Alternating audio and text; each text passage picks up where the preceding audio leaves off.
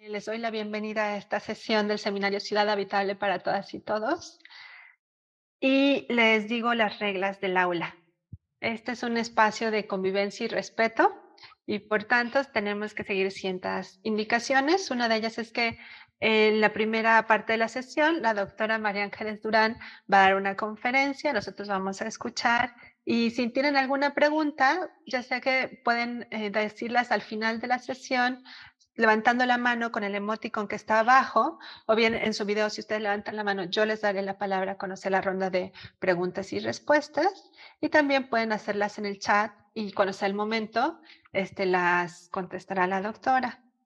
Es, como les dije, es un espacio de respeto, entonces el chiste es que todas y todos estemos cómodos en este espacio y por tanto si alguien no cumple estas reglas de convivencia, pues podrá ser sacada o sacado del aula. Em, bueno, pues si les parece bien, voy a comenzar la sesión del día de hoy, que es la primera del seminario Ciudad Habitable para Todas y Todos, nosotros por ellas 2023. Hemos tenido previamente 2 paneles de expertas dentro del ciclo del seminario, pero propiamente como seminario, esta es la primera sesión y va a durar 4 sesiones. En total van a ser 8 horas de formación. Y el ciclo de este año trata sobre la ciudad desde el cuerpo, para reflexionar cómo las ciudades históricamente excluyen a cierto tipo de cuerpos e incluyen a otros, ¿no? Y entonces, ¿cómo podemos construir ciudades más justas que permitan que todas las personas, que por nuestra naturaleza somos corpóreas y nuestro cuerpo tiene un género y está sexuado, pero también tiene muchas otras características, pues tenemos que buscar construir ciudades y nuestros ambientes para que sean mucho más inclusivos y equitativos. Y entonces, el día de hoy tenemos a la doctora Durán, que es pues una pensadora clásica en este tema, ¿no? Cuya obra es un referente para pensar las ciudades desde el género y desde el cuerpo y desde los sentidos. Y para mí es un gran honor que haya aceptado participar en este seminario. Yo me imagino que quienes estamos aquí ya conocemos a la doctora María Ángeles Durán. Pero de todas maneras les voy a leer su semblanza para que ubiquen su trabajo y también les compartí junto con el enlace a esta sesión el enlace a un libro que es La ciudad compartida, que justamente del cual ella es autora. Entonces, rápidamente, la doctora María Ángeles Durán es licenciada en Ciencias Políticas y Económicas por la Universidad de Madrid y doctora en Ciencias Políticas por la Universidad Complutense de Madrid. Su tesis doctoral, El trabajo de las mujeres, constituye un hito referencial en la investigación española y latinoamericana y que fijó el punto de arranque del feminismo académico en España. Realizó estudios postdoctorales en el Institute of Social Research de la Universidad de Michigan, especializándose en socialización diferencial de género y desigualdades sociales. Ya ha realizado estancias de investigación en las universidades de Cambridge, Reino Unido, Washington, del Instituto Europeo de Florencia y de la Universidad Nacional Autónoma de México. El currículo de la doctora Durán es muy largo porque tiene una vida muy prolija, formando generaciones de personas y mujeres que estudian, bueno, científicas sociales desde la perspectiva de género. Y recientemente recibió el doctorado honoris causa por la UNAM. Tiene una conferencia que dio en ese momento que es muy bonita, que habla sobre el tema de los cuidados, ¿no? Y el uso del tiempo. Y les recomiendo, si quieren verla, está en internet. Entonces, doctora, muchísimas gracias por aceptar estar la sesión del día de hoy. Ya no le voy a presentar más bien estamos aquí para escucharla y le doy la palabra. Muchas gracias. Muchas gracias, Mariana. Para mí es un placer grandísimo estar hoy en una sesión en la que confluyen varias universidades mexicanas, ¿no? Y bueno, me he ido a buscar un vaso de agua, pero no un vaso de agua cualquiera, sino un vaso mexicano, que me recuerda lo muy afortunada que he sido por conocer ese país y por tener tanta relación con él. Pero bueno, solo quería preguntar cuántos minutos tengo. Pues la sesión de seminario son 2 horas. Si Ujú. quiere, sería de preferencia la mitad al menos para preguntas y comentarios y una ronda de intercambio. Muy bien, pues vamos a ello. Eh, el libro al que se refería antes Mariana va a ser la base y por tanto lo que diga esta tarde nada más será una pequeña parte con algunas referencias distintas, pero básicamente me voy a referir a este libro. Voy a enseñar la portada de la edición española, que, aunque la que se puede consultar es la edición que salió en Santiago de Chile. Este es el libro, se titula La ciudad compartida, conocimiento, afecto y uso. En su momento realmente fue pionero y tengo que decir que no a todo el mundo le gustó cuando empezaron a hacerse estudios sobre arquitectura y urbanismo desde una perspectiva de género. Yo tengo que agradecer a una serie de colegas y compañeros y compañeras del Consejo Superior de los Colegios de Arquitectos de España, que fueron quienes, porque yo antes no había tenido interés por ese tema, me ofrecieron formar parte del primer máster que se hizo sobre innovaciones en el uso del espacio público y privado desde la perspectiva de las mujeres. Y tengo que decir que hubo gente que se quejó porque pensaba que el urbanismo y la arquitectura están por encima de cualquier reivindicación de tipo social. Pero bueno, eso fue hace ya muchos años.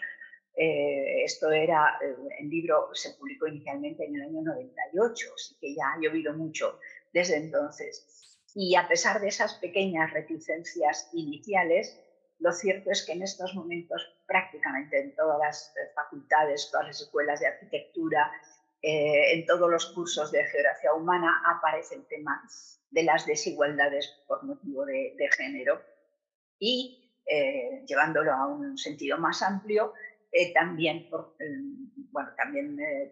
todo el mundo está preocupado por las desigualdades que provienen de las diversidades en los cuerpos, especialmente por las diversidades que están relacionadas con distintos tipos de discapacidad o de enfermedad.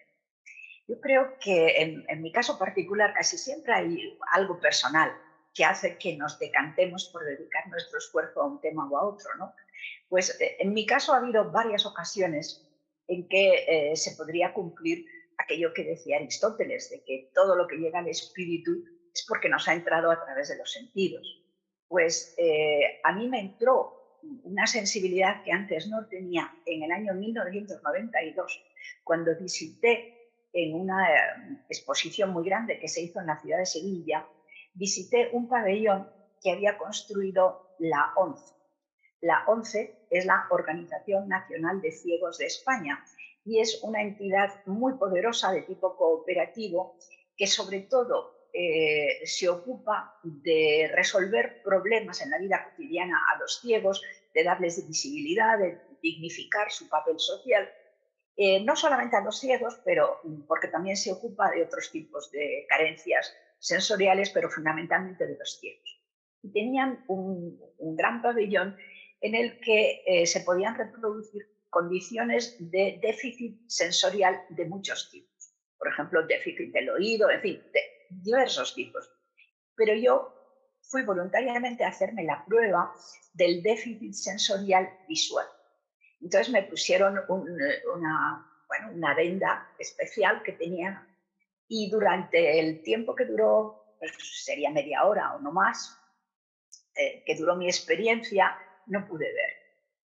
Y tuve que intentar desplazarme por un espacio sin ver. Y salí realmente tocada, porque comprendí lo que es la vida cotidiana de quienes no pueden ver. Eso ya me hizo ser bastante sensible. Pero también he tenido otras experiencias personales que me han sensibilizado ante ese tema. Una de ellas, por ejemplo, fue estando embarazada. Yo he tenido 4 hijos y fue en el último cuando tenía que realizar un estudio sobre las condiciones de vida de las mujeres obreras en España. Y en ese momento estaba embarazada de 8 meses. Y yo estaba intentando replicar en mí misma cómo era la vida cotidiana de cualquier mujer obrera en la zona de Madrid. Y intenté hacer pues más o menos lo que hacían todas las mujeres obreras en aquel momento. Y una de las cosas que tenían que hacer era, como vivían en el extrarradio, en Madrid, por ejemplo, no viven en el centro de la ciudad, pero para ir a trabajar tenían que tomar autobuses muy temprano por la mañana, a las 6, las 7 de la mañana, para llegar a tiempo a sus empleos. Entonces, gente amiga me dijo, replica todo lo que quieras, las condiciones de vida de las mujeres obreras, pero no se te ocurra, estando embarazada, intentar tomar los autobuses a las 7 de la mañana, porque realmente corre peligro tu embarazo. Y efectivamente, no me atreví a tomar casi al asalto un autobús, porque en ese momento había más demanda de asientos y más demanda de plazas en el transporte público de lo que el transporte público ofrecía. Y quedé claramente convencida de que para un cuerpo de mujer gestante, la experiencia de ir al trabajo a partir de cierto momento de la gestación podía ser muy complicada, incluso peligrosa. Y en otro momento, en ese mismo embarazo, estaba ya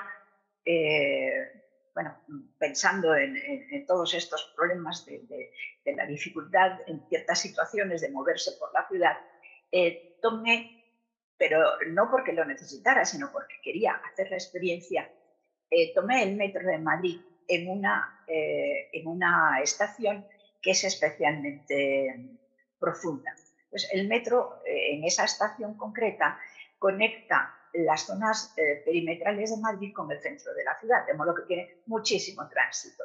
Pero para hacer la comunicación entre los trenes, los metros que se llaman en Madrid, los trenes que llegan desde la periferia y los que circulan por el centro de la ciudad, diseñaron una estación de transbordos que está muy, muy, muy profunda. Y las escaleras, yo decía que era como la bajada en infierno. O sea, son unas escaleras muy, muy, muy pendientes, muy largas, en las que si alguien echa a rodar se rompe seguro no solo las piernas, sino el cuello, ¿no? Era imposible. Entonces, estuve analizando cuál era el papel de muchas mujeres cuando forzosamente, si querían llegar al centro de Madrid, no tenían más remedio que pasar por esa estación. Bueno, desde luego para una mujer embarazada. Luego, tiempo más adelante, contraté a un fotógrafo para que estuviera esperando en la parte de abajo de la escalera a ver cómo conseguían bajar las escalinatas, ¿no? Las escaleras internas, distintos tipos de pasajeros. Entonces, consiguió una foto magnífica de una mujer embarazada, pues muy avanzada a la gestación, que empezaba a bajar la escalera y algo le pasaba, que se asustaba y se volvía para atrás. El fotógrafo fue detrás de la mujer que estaba empezando a bajar las escaleras y le dijo, ¿por qué no bajó? Y entonces ella le respondió, le sacó la foto, se ve el vientre prominente, que está la mujer empezando a bajar, y le dijo, porque oí un ruido a mi espalda y me asusté. Me asusté porque si alguien me empuja, porque van corriendo, porque quieren tomar el último vagón, entonces yo no hubiera podido mantener bien el equilibrio y hubiera caído rodando. Bueno, esto es una segunda digamos, un golpe fuerte, ¿no? Que me llama la atención sobre las cosas que no sé, que hay que tenerlas en cuenta. Pero no solo son las mujeres embarazadas. México todavía no tiene tanta población envejecida como tenemos en toda Europa, pero la tendrá. La tendrá porque es una tendencia universal, mejoran las condiciones de vida, somos más longevos, por tanto hay más personas mayores. Bueno, pues las mujeres no solamente viajan ellas, sino que son las acompañantes normales a los enfermos, a los niños. Y además ellas hacen lo que se llama la última milla de la distribución comercial, también llamada la distribución hormiga.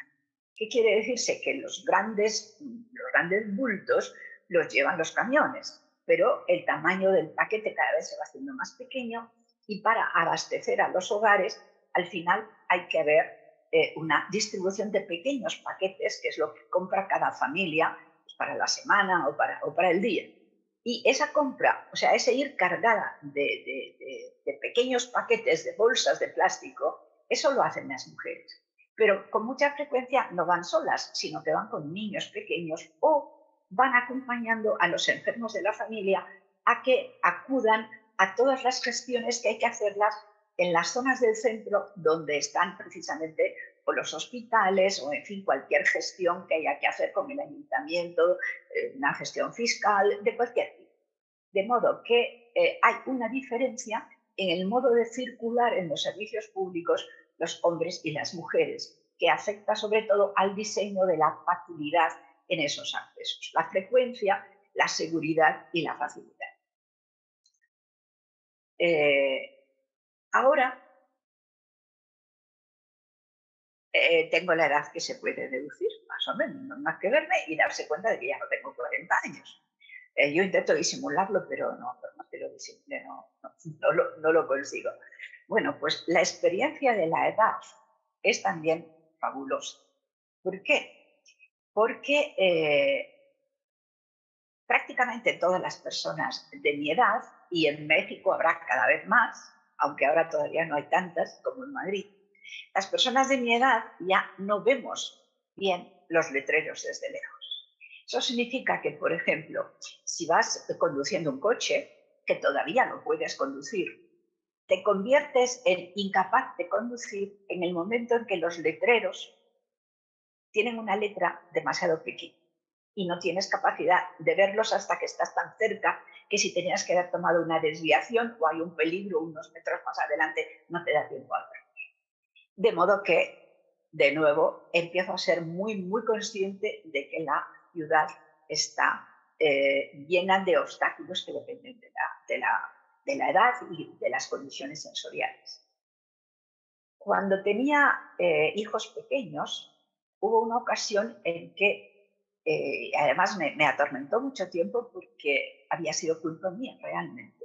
Yo me había dado cuenta de que el pequeño carrito en que lleva la silla del bebé tenía, tenía para atarse una especie de tiras de plásticas. Y una de esas tiras estaba un poco floja, estaba un poco suelta, un poco rota, pero un poquito nada más. Y yo no le había dado importancia. Siempre es muy latoso tener que ir a arreglar, a llevar una silla a arreglar, a que te quedas sin la silla durante unos días. Bueno, yo no le había dado importancia. Entonces resulta que el niño salía todos los días a pasear. Le llevaban en su sillita, no tenía ni siquiera un año, ¿no? Y bueno, pues una mañana la empleada que había llevado al niño a pasear vuelve con el niño con un golpe así. ¿Por qué había sido el golpe? Porque conté después, lo conté. Yo vivo muy cerca de un gran parque que se llama el Parque del Retiro, pero algo que luego se ha corregido en la ciudad, pero que en aquel momento no estaba corregido. Conté cuántas, ¿cómo se llaman en México? En España lo llamamos aceras, pero en México se llama de otra manera. ¿Cómo se llaman? Las banquetas, Pan, las banquetas. eso, las banquetas. Pues conté, a pesar de que vivo muy cerca, a 5 minutos aproximadamente del Gran Parque del Retiro, donde el niño iba todos los días a pasear, donde le llevaban a pasear porque no andaba, conté que había 43 pequeñas alturas que había que salvar. ¿No? Bueno, pues esas alturas eran, por una parte, las banquetas de las calles, pero por otra, los accesos de todos los garajes que llevaban a los sótanos de todas las viviendas. 43 en un trayecto de 5 minutos. Entonces, en una de esas banquetas, la cinta que ataba al niño al carrito se había roto, el niño se había caído de frente y se había dado un grandísimo golpe en la frente y en el ojo. ¿No? Aquello me martirizó en cierto modo porque pensé que tenía que haberme dado cuenta, pero en realidad el problema está en que la ciudad no estaba pensada para ir con carritos de niños que tenían que ir constantemente subiendo y bajando pequeños obstáculos.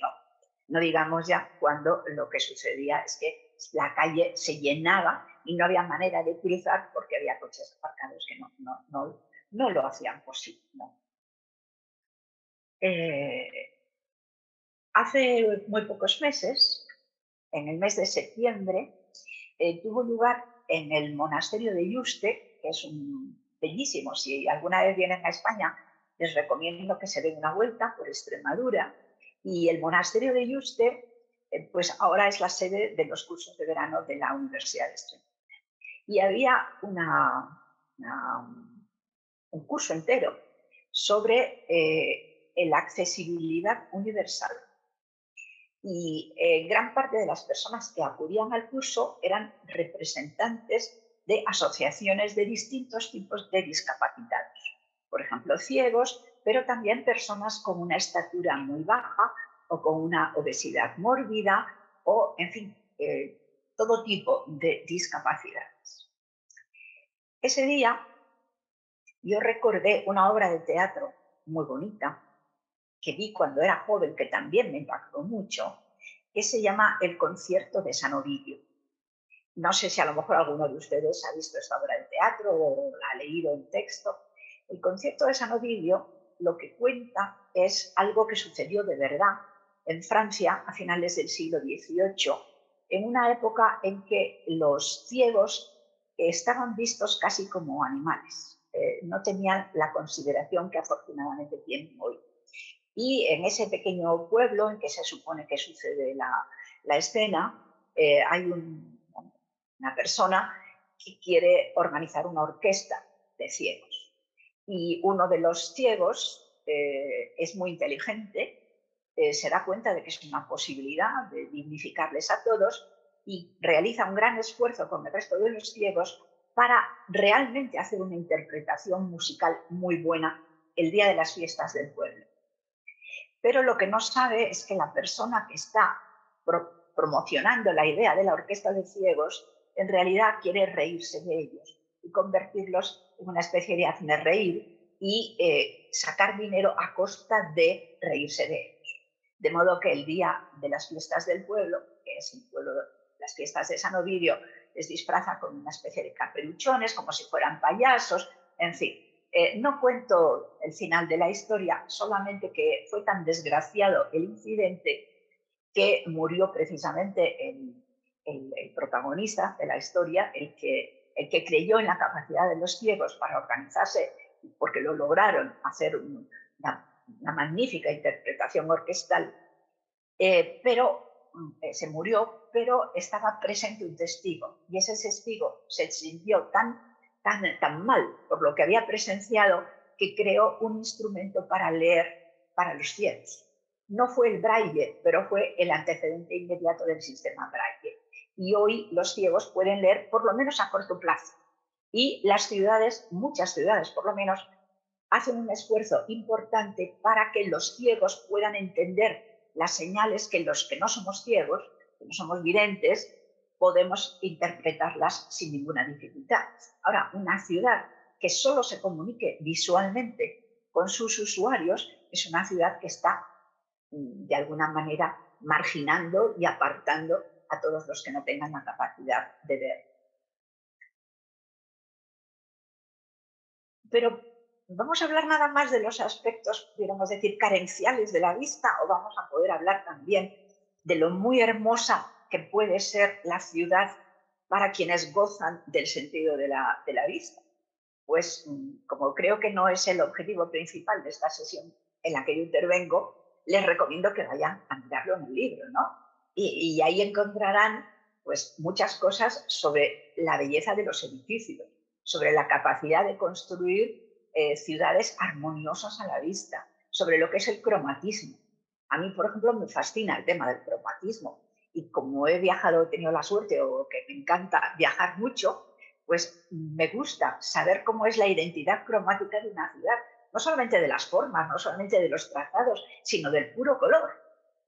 Tengo que decirles, por ejemplo, que a mí me fascinó México cuando fui por primera vez en el año 75 por dos razones. Yo llegué a México, que en aquel momento era un país con las peores relaciones políticas posibles con España, tuve que ir con pasaporte diplomático y sin embargo volví enamorada del país. Y hubo dos cosas sobre todo que me hicieron caer rendida. La primera fue el lenguaje, o sea, a mí me entusiasmó escucharles hablar, claro. Pero la segunda fue el cromatismo. Estuve en Yucatán y estuve viendo cementerios de colores. Y vi un uso del color que jamás se me hubiera ocurrido porque no formaba parte de mi tradición cultural. Y México lo tiene. Bueno, en fin, con el color, ¿qué se puede hacer? ¿Qué maravillas se pueden hacer? Y hay que, además, el color tiene una ventaja. Puede convertir en artístico un barrio casi depauperado y contribuir a la dignidad de la gente que lo usa, sintiéndose hermosos y reconocidos.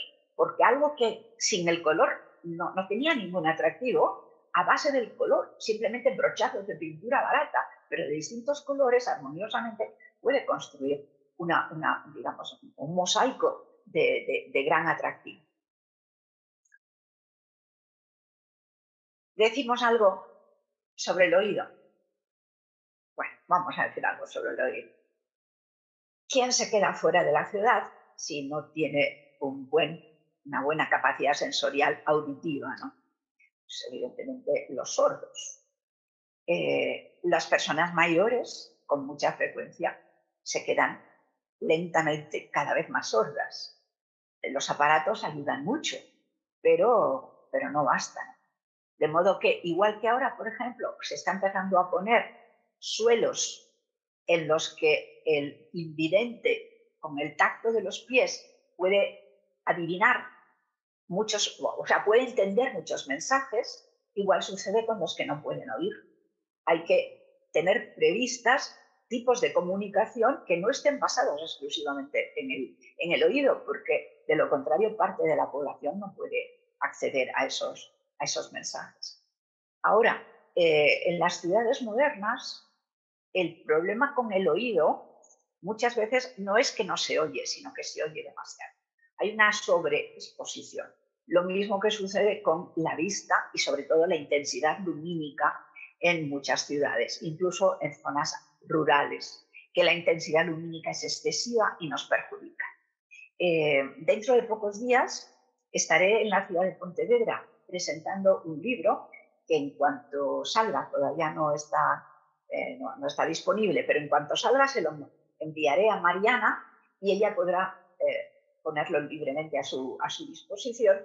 Es el libro con las ponencias de unas jornadas que celebramos el año pasado sobre una ciudad accesible. Y ahí me pareció interesantísimo, compartimos casi sesión, un estudio sobre la iluminación de la ciudad. Bueno, ¿qué maravillas están haciendo ahora con las lámparas? Porque ya no se trata solamente de tener iluminado un lugar para que no sea peligroso y para que se pueda ver, sino que ya están estableciendo iluminaciones de muchos tipos distintos, con distintos grados de intensidad, a distinta altura, de modo que, por ejemplo, se vean mejor los cruces de peatones, pero al mismo tiempo no se estorbe a la naturaleza, que no estén encendidas siempre. Bueno, es todo un campo enorme, enorme de avance de la tecnología en estos momentos, simplemente la iluminación para que se ajuste y no sea ni excesiva ni demasiado escasa. Y continuando con el sonido, les pregunto a ustedes, ¿dónde hay ahora más problemas? ¿Entre los que casi se quedan sordos de tanto ruido como hay o entre los que no pueden oír lo que debieran oír porque ya previamente están sordos? Bueno, pues nos encontramos ahora con que hay un problema de sordera sobrevenida o de incapacidad de descanso a causa del ruido excesivo de la ciudad. Yo no sé, no conozco, probablemente a lo largo de este ciclo habrá gente que pueda hablar de ello con más conocimiento que yo. Yo no conozco cuál es la situación de las ordenanzas, de las leyes de los municipios, ¿no?, en México sobre el control del ruido. Me gustaría saberlo. ¿Cuántos decibelios están permitidos? ¿A partir de qué hora? ¿En qué tipo de hábitats? Por ejemplo, hay zonas residenciales donde no se permite. Hay, en cambio, épocas del año en que La legislación no se tiene en cuenta porque todo el mundo está de fiesta y son las 5 o las 6 de la mañana y da igual, o las 2 o las 3 de la madrugada, el ruido es permanente. Ahora, ¿qué se hace cuando se instala en medio de un núcleo muy habitado no sé, una fábrica o una sala de fiestas o cualquier cosa que produzca ruidos fuertes permanentemente y no dejen descansar? Pues nosotros, por ejemplo, en Madrid tenemos una legislación que es especial entre las 12 de la noche y las 8 de la mañana. En Ciudad de México el horario empieza mucho antes que en Madrid. Cuando supe que había clases que empezaban a las 7 de la mañana, pues en Madrid no es habitual. Ustedes se levantan más pronto que nosotros, pero se acuestan más pronto también. En fin, en cada sitio son distintas, pero ¿cuál es el nivel que a ustedes les parece prudente de decibelios que tiene que soportar una persona? Porque una cosa es el ruido y otra cosa es el estruendo. El problema está cuando una ciudad se permite el estruendo de modo habitual y eso causa un perjuicio constante. A sus habitantes le baja la calidad de vida. Ahora, mucha abstención de sonido tampoco es buena. Y si van al libro, hay una parte que me parece muy interesante, en la que se habla de la capacidad armoniosa de la ciudad, la capacidad casi concertada, o sea, que la ciudad suena casi como si fuera un concierto. Tiene distintos tipos de sonidos, pero entre sí son sonidos que combinan bien, ¿eh? y no excluyen a nadie. ¿Cómo somos capaces de conseguirlo? Pues es un arte. Es un arte que además requiere mucha tecnología, mucha ciencia, mucho consenso. Si alguna vez vienen a España y visitan Granada, les aconsejo que se acuerden de mí y que se acuerden de esto que ahora les estoy contando. Porque fíjense que los palacios de Granada son de la época que España estaba bajo los árabes, o por lo menos bajo los musulmanes. Y el que diseñó los jardines de la Alhambra y los palacios de la Alhambra quiso ofrecer al paseante una experiencia de un concierto completo de todos los sentidos. Entonces imaginó un lugar en el que tuvo en cuenta hasta el ruido de las hojas de los árboles y el ruido de los pequeños arroyos y de las pequeñas fuentes, para que al oído sonara como música.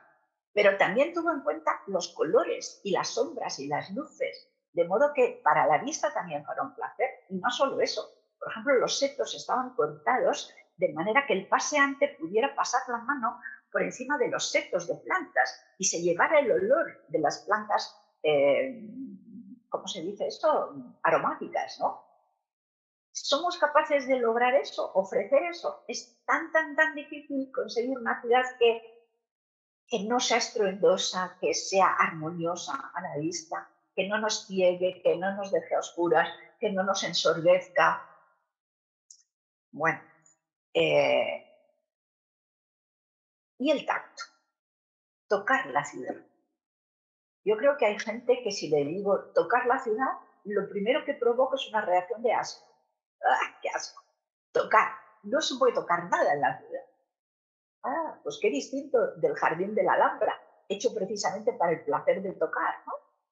¿Dónde está la distancia entre el asco que nos proporciona la idea de tocar? Bueno, esto es irme un poco más lejos, no es ni México ni España, pero visité una vez Japón y me quedé absolutamente impresionada, no solamente por la limpieza y la puntualidad, que eran extremos, ¿verdad? Increíblemente, sino que, por ejemplo, en los taxis, los conductores llevaban guantes blancos. Y la higiene era tan grande que la gente iba con guantes para no tocar los barrotes del tren o de los transportes públicos. Tanta resistencia a tocar con las manos. Eso lo que refleja es una relación casi de hostilidad con los instrumentos físicos de la ciudad. Pero es que no solamente son las manos, es que tocamos con muchas más cosas que los. Y a mí me llevó otra buena reflexión, una época en que Madrid estaba de obras. Yo no sé de cuántas ciudades vienen ustedes. Algunos supongo que son de Ciudad de México, pero otros serán de Toluca, no sé de dónde, no sé de dónde vienen. Pero les propongo que hagamos un paseo mental juntos, ¿no? Ahora mismo, ahora mismo. Imaginen que salen de su casa y que tienen que ir a donde estén estudiando. Hasta ahora, probablemente, como son jóvenes casi todos, no han pensado mucho en sus pies, ¿no? Bueno, pues ahora vamos, olvídense, cierren los ojos conmigo, cierren los ojos. Piensen que estamos caminando en dirección al lugar de estudio y que vamos andando, que vamos andando. Ahora piensen en qué calzado llevan y piensen si son hombres, si son mujeres, si son niños, si son viejos, si son sanos o si son lisiados. Y empiecen a pensar todos los obstáculos que van a tropezar desde que salen de casa hasta que llegan a la facultad. Ojos cerrados. Vamos caminando, caminando. Y ahora vayan cambiando la persona que creen que son. La primera son lo que ustedes son, ustedes mismos. Jóvenes, fuertes, saludables, la inmensa mayoría. Y llevan probablemente un calzado. ¿Qué calzado llevan? Deportivo. Probablemente llevan un calzado deportivo. Ahora cambien y piensen que no, que lo que son es un bebé. ¿Cómo va el bebé pisando de camino a su colegio? Lo que se acuerdan de Gulliver, ¿no? De los cuentos de Gulliver con los gigantes y con los liliputienses. Piensan en lo que son los obstaculitos para el gigante y los obstaculotes para el liliputiense. El niño pequeñito, ¿qué va pisando con sus piececitos? ¿Puede caminar el niño pequeño o necesita que alguien camine por él o lo lleve a hombros, lo lleve en brazos, lo lleve en un carrito? ¿Cómo diseñamos la ciudad pensando en el que tiene unos piececitos así de pequeñitos o ni siquiera todavía es capaz de llegar de un sitio a otro pisando? ¿Qué le espera? ¿Qué le espera cuando va pisando? ¿Un suelo sucio? ¿Un suelo en el que quedan todos los agujeros de todas las obras que ha hecho el ayuntamiento lleno de zanjas? ¿Le quedan multitud de excrementos de perro? Y piensen que en el camino tienen que atravesar un parque. Y van caminando, caminando. Y ahora ya no son un niño, sino que ahora son pues una persona mayor, ¿no? Una persona mayor que va sola. Y en lugar de dos pies, ¿en qué se va apoyando? Tiene que irse apoyando probablemente en un bastón, como si fuera su tercer pie, ¿no? Su tercer pie. ¿Y cómo puede una persona mayor hacer ese trayecto? ¿Cuántos obstáculos encuentra? ¿Cuántas zanjas? ¿Cuántas vallas? ¿Cuántos desniveles que no están provistos? Y piensen como una moda que hemos tenido en España durante varios años, que ahora afortunadamente se está corrigiendo, que tienen que atravesar una plaza. Y esa plaza, que es una especie de pecado de orgullo de algunos arquitectos, esa plaza resulta que no es una plaza transitable porque está para conseguir un efecto estético nada más, está llena de desniveles que son rampas, pero por otra parte la rampa es como si fuera un acantilado, porque la rampa tiene una pared vertical y una persona mayor, una persona invidente, no lo ve. Se cae facilísimamente. O piensen que esa persona va cansada, le han puesto bancos para que se pueda sentar. O para que se vea mejor la obra arquitectónica, han dejado la plaza sin un solo árbol y cuando llega el verano se muere de calor y no hay donde sentarse. Y se tiene que ir forzosamente a lo mejor a una cafetería o un bar, pero no tiene dinero porque es una persona mayor jubilada que apenas le llega el dinero para nada y se tiene que ir a un sitio protegido. No, no, no, no, por favor, diseñemos para la gente que tiene que caminar, que tiene que caminar, que tienen que ser senderos que atraviesan todos bueno, que comunican los lugares a los que tenemos que ir forzosamente. El pie del niño, el pie de la persona que está con la pierna rota. Creo que no me equivoco. Si tenemos una audiencia bastante numerosa y nos ponemos 2 años de plazo, casi seguro que alguno de nosotros ha tenido una pierna rota o le han tenido que operar un juanete o lo que sea en los 2 últimos años anteriores. ¿Y cómo iba cuando tenía la pierna escayolada o cuando tenía el juanete recién operado? ¿Cómo prevemos la ciudad para aquellos que tienen una discapacidad en una pierna? ¿Lo tenemos en cuenta o no lo tenemos? Pues hay ciudades que lo tienen en cuenta y ciudades que no lo tienen en cuenta. No es porque yo me quejara cuando mi niño se pegó el golpazo, ¿no? Por las banquetas, pero en la ciudad de Madrid ya se han suprimido casi todas las banquetas de ángulo recto. Y todo es ahora un ángulo en diagonal o es una curva muy suave. Las entradas de los garajes ahora forzosamente tienen que ser en una curva muy suave para que el viandante no tenga problemas al atravesar. ¿Qué relación hay entre mujeres y luz, mujeres y ver? Bueno, los colegas de geografía humana y también urbanistas están trabajando mucho en lo que se llama la geografía del miedo. A la geografía del miedo. La geografía del miedo en buena parte es una geografía de la luz, o mejor dicho, una geografía de la oscuridad. Mujeres y hombres no tienen el mismo miedo a la oscuridad, ni tienen el mismo miedo a los diseños, por así decirlos, imprevisibles.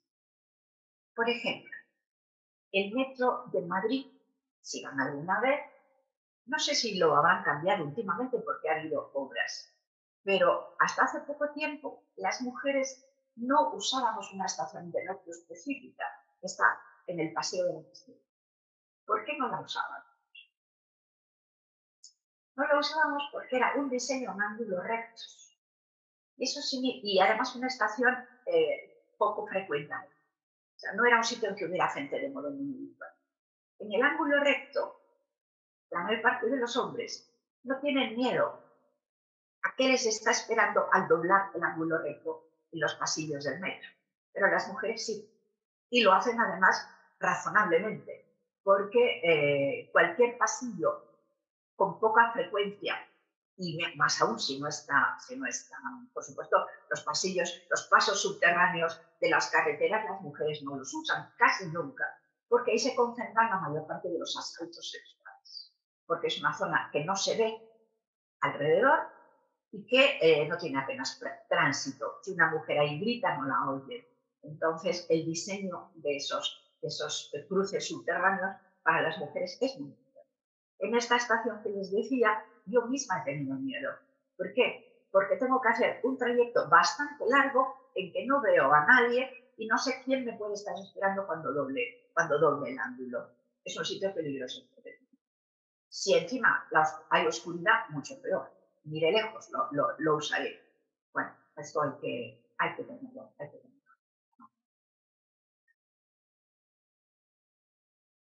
¿Cómo puede ser el tacto de la ciudad? Las ciudades tienen una identidad por el tacto.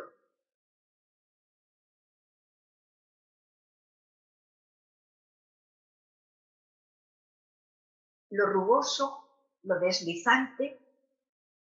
Estoy pensando ahora en una ciudad muy bonita, en España, Cartagena se llama. Cartagena es una ciudad que ahora mismo está deliciosa de ver. Tiene muchos turistas, sobre todo turistas de barco.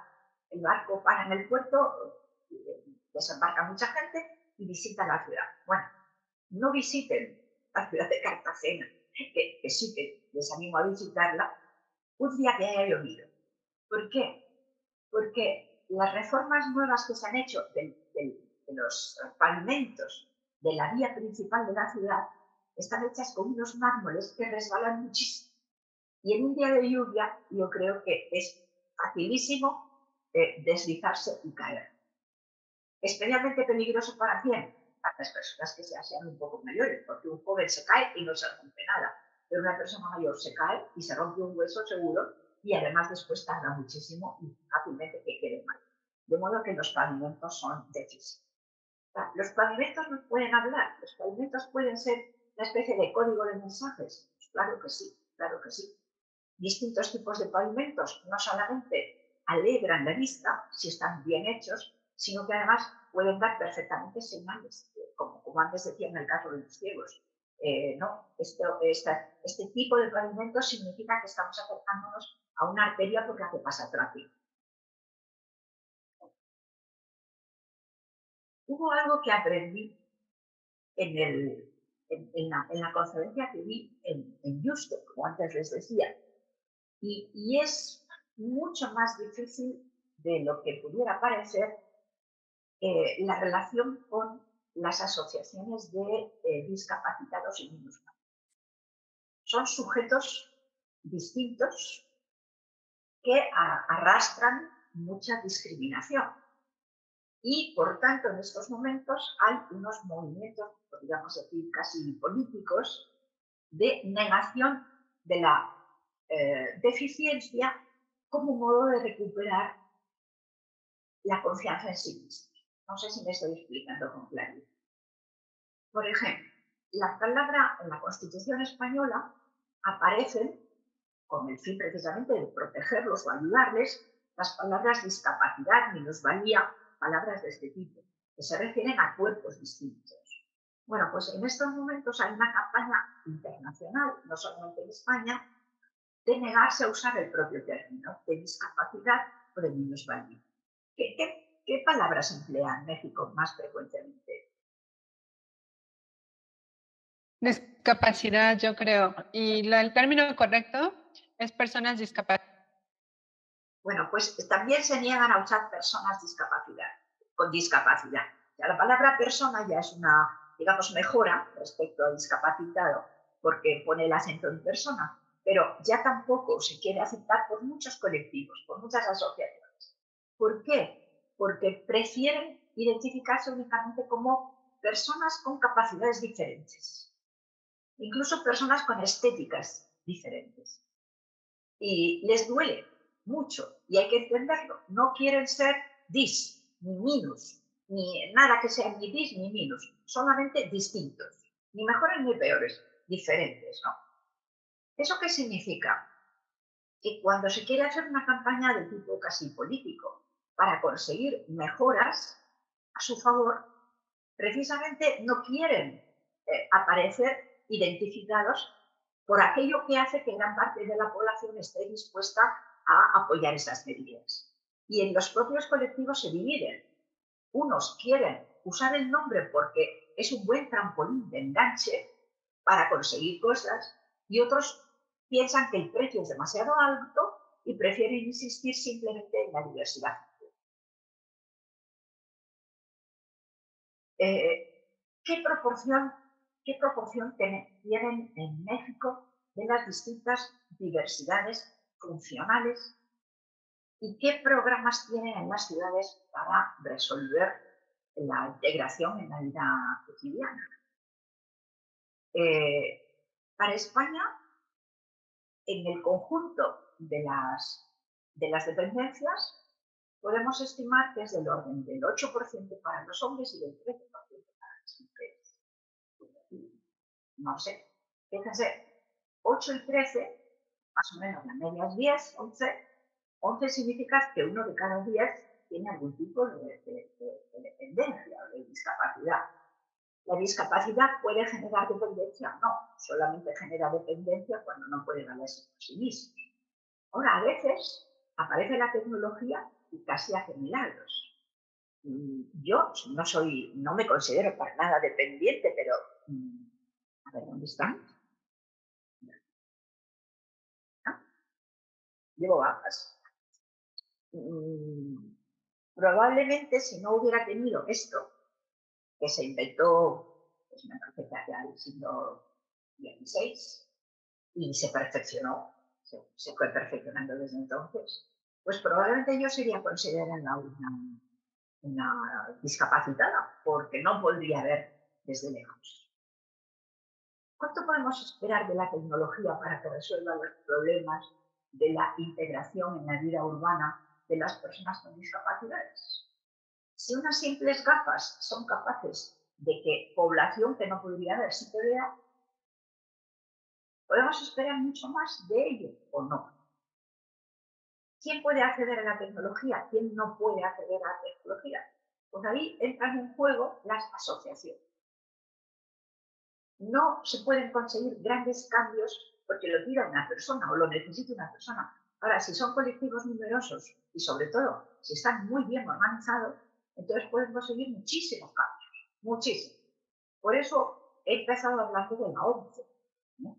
La ONCE en España ha sido realmente un revulsivo en este tema. Lleva décadas ya trabajando y gran parte de lo que se ha conseguido en urbanismo ha sido porque han estado presionando y presionando y haciendo obvios los problemas que se podían resolver, por lo menos parcialmente, de las personas con capacidades sensoriales distintas. ¿Hay en México alguna asociación muy poderosa, similar a este que en España tenemos de la ONCE? Pues no lo sé, pero sería un interlocutor magnífico para este ciclo, si es que no lo hay, si es que no lo hay, ¿no? ¿Qué más cuerpos diferentes hay en la ciudad? Bueno, pueden estar funcionalmente perfectos, pero son cuerpos diferentes los de las razas, que son consideradas razas, etnias, queramos identificarlo, que son identificados como no deseables. México tiene que enfrentarse a este problema, el problema de las etnias. No tiene más que mirar un poco más arriba en Estados Unidos. Estados Unidos vive en una ciudad, en Seattle, en un barrio de clase media, donde unas canchas de baloncesto, una pequeña zona deportiva, marcaba el límite entre la zona blanca y la zona no blanca. Y era todo clase media. Pero realmente a partir de cierta hora era mejor no entrar los blancos en la zona no blanca y los no blancos en la zona blanca. La tensión era visible, inmediata.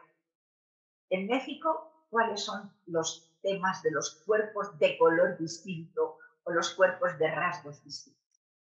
Tener unos ojos más achinados, ser un poquito más bajo, más alto, que es lo que las ciudades convierten en no deseable, lo que quieren ocultar.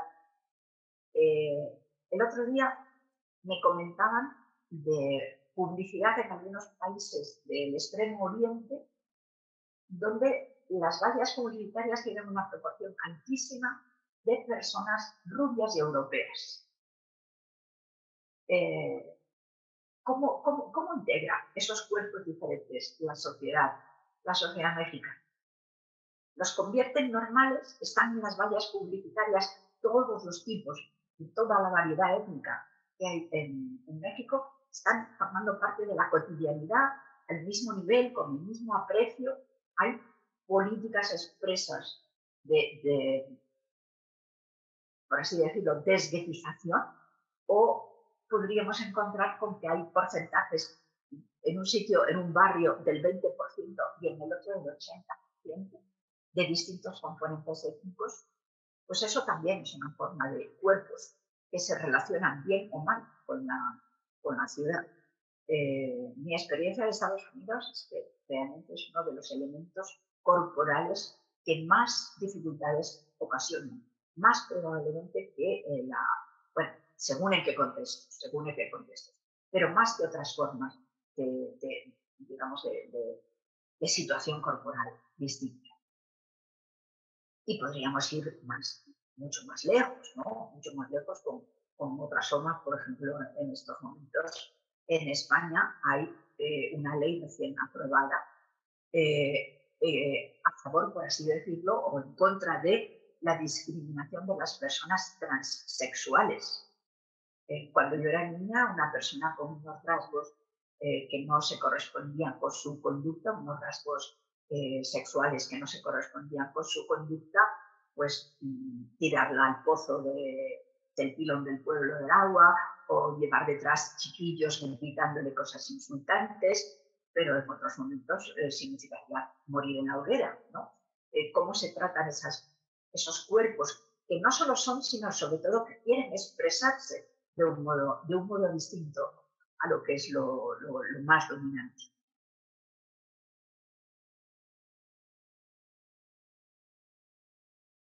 Y yo creo que en este momento son inmediatas. Yo podría seguir hablando porque me parece un tema apasionante. No he dicho nada, por ejemplo, del sentido del equilibrio, ni del gusto, ni de muchas cosas, ¿no? Pero a lo mejor ya he hablado suficiente y podríamos empezar el diálogo. Mariana, que es la moderadora, es la que decide. Como usted diga, digo, yo creo que sí podríamos, a lo largo de la conferencia he lanzado preguntas, igual y podríamos irnos abriendo las preguntas a que alguien se anime a contestarlas desde su forma de ver, porque además tenemos gente de distintas ciudades mexicanas y de Colombia y Argentina.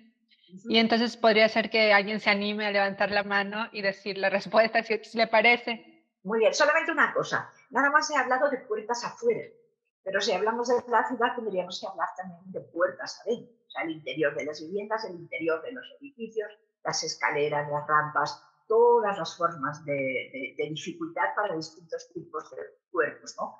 No he hablado de los gordos, por ejemplo, que es otro tema interesante, ni de Pero, la represión. doctora, si quieres Sí, seguir hablando, porque nuestro seminario puede durar hasta las 12:30, entonces si quiere tener 15 minutos o 20 minutos más o media hora, se puede, ¿eh? se puede, se Sí. puede. Bueno, pues muy bien. Sí, me gustaría decir algo sobre la capacidad de las personas con cuerpos distintos, por así decirlo, para integrarse de mejor modo en la ciudad. Y muy en concreto, quería contarles mi experiencia, cómo primero me invitó una asociación a que diera una conferencia sobre urbanismo y edad, y resulta que salí de allí convertida en miembro de la asociación, no en conferenciante, sino en miembro de la asociación. Es una asociación que promueve viviendas cooperativas para personas ya de cierta edad, como por ejemplo a partir de los 60 años. A partir de los 60 años, no, en México igual que aquí, empiezan a quedarse grandes las viviendas, porque los hijos se han marchado de casa y quedamos en la casa únicamente la primera pareja. Si la vivienda es en alquiler es más fácil cambiarlo, pero si la vivienda es en propiedad es bastante complicado todo el proceso de vender la vivienda, pagar impuestos, tenerse que ir a buscar una nueva vivienda, etc. Y lo que no quieren las nuevas generaciones, fíjense que, por ejemplo, en España la esperanza de vida ahora mismo ya es 85 años, pero las personas que llegan a los 65 van a vivir 90, 95. De modo que les queda a partir de los 65 muchos años en que no van a tener ya los hijos viviendo con ellos en casa. Y además la casa se les queda grande. Y poco a poco cada vez van a necesitar más ayuda para hacer pequeñas cosas que ya les resulta incómodo, por ejemplo, arreglar ¿cómo lo llaman? Aquí lo llamamos bombilla, una lamparilla en el techo de la habitación, subirse a una escalera, cosas que son cada vez más incómodas. Bueno, sería una excelente idea que si funcionasen los cohousing o co-living. Pero, ¿por qué no surgen? Pues porque no está pensado en el diseño urbano que haya suelo disponible con un tratamiento fiscal favorable para este tipo de cooperativas, que no son necesariamente de personas del estrato social más bajo, no son menesterosos, no. Lo que necesitan es un nuevo tipo de construcción que tenga pensada para las personas, ¿no? Y con algún tipo de servicio común, porque ninguna de esas personas en esos años puede pagarse un cuidador por sí mismo, pero se puede pagar un cuidador colectivo que eche una mano cuando haga falta a cualquiera que lo necesite. Total, que ahora mismo estamos explorando en España como una vía nueva de construcción de ciudad los los sistemas cooperativos de personas mayores. Nosotros, como ya lo digo, tenemos ya 9,5 millones, que para México eso no es nada, pero España con 47 millones, 9,5 millones de personas mayores de 65 años es mucha gente, y la cuarta parte vive solos en sus casas. Y la mayor parte de los que viven solos son mujeres, porque las mujeres en España se casan con hombres que son un poco mayores que ellas, pero además ellas tienen del orden de 2 o 3 años más de esperanza de vida, con lo que estadísticamente a cualquier mujer española le toca estar sola los 5 años últimos de su vida. Eso como media estadística. Luego hay muchas que tienen que estar solas 10 años. En definitiva, que tenemos muy descompensado el parque de viviendas, porque tenemos necesidad de viviendas, al mismo tiempo viviendas grandes, infraocupadas, pero cuyos dueños tienen pensiones muy bajas que no les permiten mantener bien la vivienda.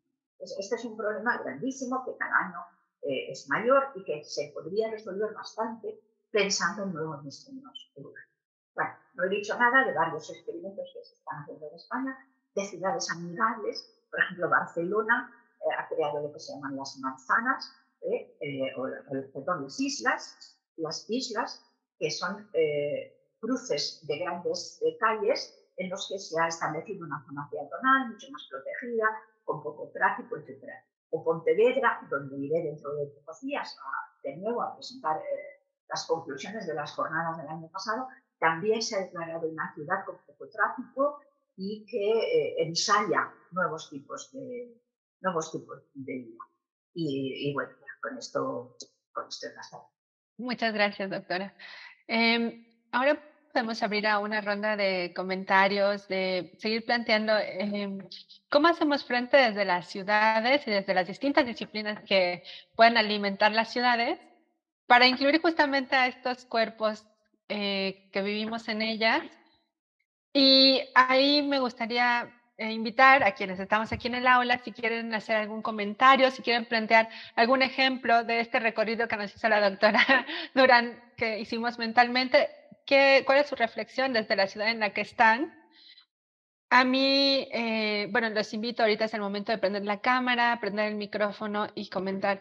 A mí, escuchándola, me viene a la mente dos cosas. Uno, que es la idea de integrar un cuerpo que es distinto o que tiene una capacidad diferente o que tiene una edad que no está usualmente considerada, a pesar de que todos o la gran mayoría vamos a pasar por ahí o pasamos ya, me lleva a pensar que es un poco arbitrarios, digamos, cuando uno dice: "Es que los ciegos no pueden usar las ciudades porque son ciegos", pero ¿cómo sería una ciudad hecha por los ciegos para los ciegos? Y entonces, ¿cómo nos veríamos nosotros enfrentándonos a esa ciudad, no? Nada más como una forma de desnaturalizar las cosas que usualmente damos por sentado. Entonces, no sé si alguien quiere abrir en este momento comentar el resultado de esta reflexión que hicieron o quiera hacerle alguna pregunta o aportación a todos estos temas que nos plantea la doctora y que nos invitan a reflexionar y dar propuestas. ¿Quién se anima? Si quieren levantar la mano o bien prender la cámara nada más. Alejandra Jiménez, adelante. ¿Desde dónde te conectas, Alejandra? Yo soy oriunda de Chilpancingo, Guerrero. Actualmente estoy en la Ciudad de México porque estoy estudiando un posgrado aquí. Entonces yo como que quiero relacionarme o estudiar los espacios públicos, ¿no? El diseño. Si en serio el diseño de los espacios públicos puede hacer que todos convivamos, toda la población, sea mujeres, adultos mayores, sean niños, personas con discapacidad, ¿no? Entonces yo platiqué con mi sobrinita, tiene 8 años, allá en Chilpancingo, y le dije: oye, para ti, ¿cómo sería un espacio correcto? ¿Cómo sería un lugar feliz para ti, ¿no? Una ciudad buena para ti. Y me dice: ay, tía, yo primero quisiera que no hubiera estorbos en la calle, porque cuando voy a la escuela nos bajamos de la banqueta, luego hay popó de perro, luego los carros no nos dejan cruzar la calle, y yo, oh, tienes razón. También cuando salgo de la escuela, hay el sol, no hay árboles. Entonces yo creo, tía, que no haya popó de perros y que la gente ya no estorbe, y que tampoco los carros. Porque eso sí, se da mucho de que las personas tienen carros, no piensan en construir, ¿no? Cocheras o garage y estacionan los carros sobre la banqueta. Entonces se me hizo muy curioso porque dije, órale, ella desde una personita, ¿no? De 8 años, ¿cómo para ella le estorba o es molesto, no la hace feliz, no la hace moverse bien en la ciudad? Ese tipo de cosas como la popó de perro, ¿no? O que estorba, o ese tipo de cosas. Entonces sí se me hace muy, muy curioso que no, a veces no estamos escuchando, ¿no? O hacemos esto, ¿no? De que los niños lo vemos como que es una etapa, nada más es algo, ¿no? Es en lo que crecen, ¿no? En lo que crecen, pero no, ellos están viviendo un presente, ellos son el ahora también, y no los tomamos en cuenta. Entonces, muchas gracias, doctora, se me hizo muy interesante su presentación y una disculpa por el inconveniente del audio. Esa niña tiene mucha capacidad de reflexión, no hay duda ninguna. Veo que levanta la mano Alan. Adelante, Alan. Hola, doctora. Yo, pues bueno, soy Alan, trabajo con Mariana, pero a mí me llamó mucho la atención la reflexión que hace sobre las diferentes corporalidades que hay en las ciudades. Principalmente, a mí me interesa mucho un tema hablando sobre estos espacios saturados, particularmente la Ciudad de México, que son espacios saturados de obstáculos, de ruidos, de luces, de imágenes, de situaciones, de personas, de todos tipos, y más que nada sobre estas extensiones corporales que tienen las diferentes personas. Porque todos tenemos una extensión corporal, hay unas personas que tienen lentes, otras personas que tienen bastones, unos tienen sillas de ruedas, y entre muchos otros adherentes corporales que les ayudan a llevar su día a día, al menos en esta ciudad que es tan caótica. En mi caso, pues yo tengo mi patineta, que es mi extensión corporal con la que yo siento la ciudad, con la que la experimento a ritmos diferentes, y hay muchas gentes que la viven distinta. Eh, yo igual soy ciclista, en la mañana pues vine aquí al centro de la ciudad en bici, yo soy de Nezahualcóyotl, y casi me atropellan, o sea, casi me atropellan. Y yo vi como que la gente está últimamente muy estresada y como que no hay esta capacidad en la gente ni en el gobierno de la Ciudad de México de reflexión sobre la sensibilización de estas corporalidades diferentes. Mi pregunta es, ¿cuál sería el papel de estas campañas de sensibilización en la implementación de infraestructura para que las personas que tienen estas extensiones corporales, no yo, ¿no? Yo no en patineta, yo pues, estoy bien, pero gente que realmente las necesita, como con bastones, como mi abuelita que tiene silla de ruedas y bastón, gente que tiene lentes, que necesitan ocupar otro tipo de cosas para llevar su día a día. ¿Cuál sería este papel de estas campañas de sensibilización y si deben de ser realizadas por asociaciones civiles o por el gobierno? Porque tendrían diferentes finalidades. Siento que la asociación civil está más sensibilizada, porque ellos lo viven y lo experimentan. Pero esa sería mi pregunta y felicidades por la gran conferencia. Muchas gracias, Alan. No hay una respuesta única, no hay una respuesta única. Tiene mucho que ver con qué tipo de asociaciones y qué tipo de gobiernos. Hay gobiernos que se lo toman como si fuera su objetivo principal en una campaña electoral y prometen que lo van a hacer. Luego no todos lo hacen, a veces porque no pueden, otras porque se les olvida qué es lo que habían prometido. Pero en la ciudad de Madrid, por ejemplo, ha habido una alcaldesa que durante su mandato declaró que Madrid era ciudad amigable y ciudad de los cuidados. Y después pues, ha desaparecido ese lema de la política municipal, ¿no? Yo conozco pueblos en Extremadura con el mismo presupuesto municipal, más o menos, y uno de ellos, y a veces, que es lo más curioso, a veces con el mismo partido político gobernando o con partidos opuestos, y no siempre se produce la atención al ciudadano diferente de la misma manera que sería previsible que fuera a producirse. Entonces, hay una variación enorme. ¿De qué depende? Pues depende de todo eso, de cómo hayan presionado las asociaciones, que eso es muy importante, de cómo presione el partido que gobierna en el conjunto del país o en la comarca o en la región. También depende mucho del dinero que tengan, ¿no? Hay muchos, en España, sin ir más lejos, por ejemplo, hay muchas cosas que se pueden y se hacen. Una cosa es que se puedan y otras que se hagan, pero en algunos casos se puede y se hace en zonas ricas y no se podría hacer en zonas pobres, porque sencillamente no hay presupuesto en el ayuntamiento. Ahora, con el mismo presupuesto se destina de modos distintos y muchas veces se consiguen sinergias, aun con pocos recursos. Por ejemplo, haciendo alianzas con profesores de escuelas. Yo cuento muchas veces que en pueblos pobres de España se ha instalado lo que se llama el paseo o la ruta del colesterol. La ruta del colesterol, ¿por qué ha nacido? Pues porque muchas, y sobre todo médicas, mujeres, pero también hombres, ¿no?